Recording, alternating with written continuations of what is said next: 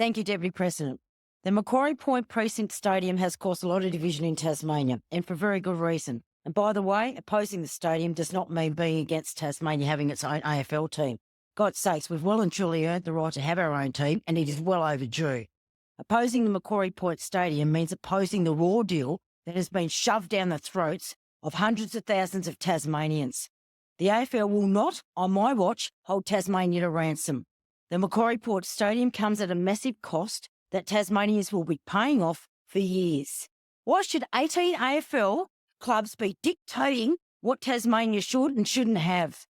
Or that the Australian taxpayer owe the AFL money? What rubbish. For a stadium the AFL didn't even build, if it can't be built in their realistic time frame. People either believe that taxpayers' money should be spent wisely or they don't. And when it's black and white, there's no excuse to play both sides. Tasmanians won't be wooed by dangling carrot of the AFL team. Tasmania having its own AFL team is an issue of fairness. When Premier Jeremy Rockliff or the AFL tells Tasmanians that there's no team without a stadium, I say that's rubbish. Poor performance. I've been told by business leaders that this was the worst deal they have ever seen the Tasmanian government do.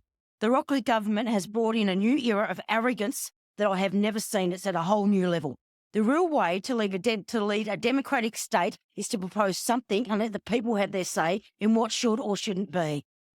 There is no social licence in Tasmania for this stadium. When the stadium was announced, the deal had been decided behind closed doors by a commercial entity, a former premier and a few foffies. Transparency was non-existent and still is. Yet despite clear and valid concerns, the Rockliff government has been the most arrogant we have ever seen down there. Perhaps because they are spineless, beholden to the AFL. First, Sol Eslake's independent report on Tasmania's final position clearly said that Tasmania's financials have been driven off a cliff because of deliberate decisions by the Liberal state government. And then we had Dr. Gourin's report, independent report on the Macquarie Stadium, saying that the stadium is going to suffer massive budget blowouts, carving out a bigger hole in the state's finances. What the Eslake and Gourin reports have in common is that despite the facts being there in black and white by renowned and respected economic experts, the Rockliff Liberal government's mind is set in stone, rejecting the findings of both. Arrogance at its best. The arrogance of that government sets a very dangerous precedent where the government convenes in the interest of themselves instead of Tasmanians. All this has been helped by the state government's partner in crime, the federal government, pouring in $240 million. The Prime Minister is chomping at the bit for this stadium. Last year, he told the Tasmanians to get on with it. He said he's poured tens of millions of bucks into this site when he was Infrastructure Minister in 2012. All of that money was spent on setting up a corporation. Those millions were wasted, absolutely wasted. In an era where Tasmania is poorer than ever, our so-called leaders are committed to making our state even poorer. Shame on you.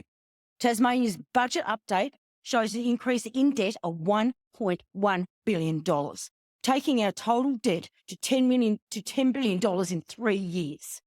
Tasmania's Year 12 educational attainment is just 53.1%, the worst of any state or territory. A decade ago, half our population was functionally illiterate, which is probably even more now. More than 2,300 Tasmanians are homeless.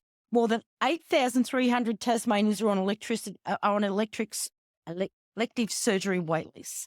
But all these people don't need to worry because in some fantasy land, they may someday sit in a seat in a stadium with a roof. Hallelujah! Congratulations! I'm sure that's going to help you out.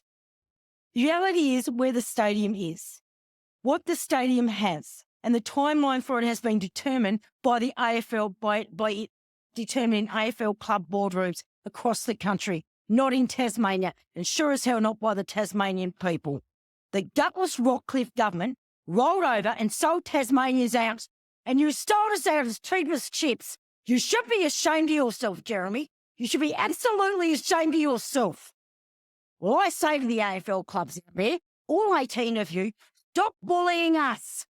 Stop bullying us and get out of our state, but stop bullying us. Stop hurting your AFL brand, because I tell you, I'm only just beginning. And if you don't think you aren't going to take your AFL brand down, a very dark hole, You are mistakenly wrong. Now go away and have a good think about it, because you're going down. Senator Lambie, I understand.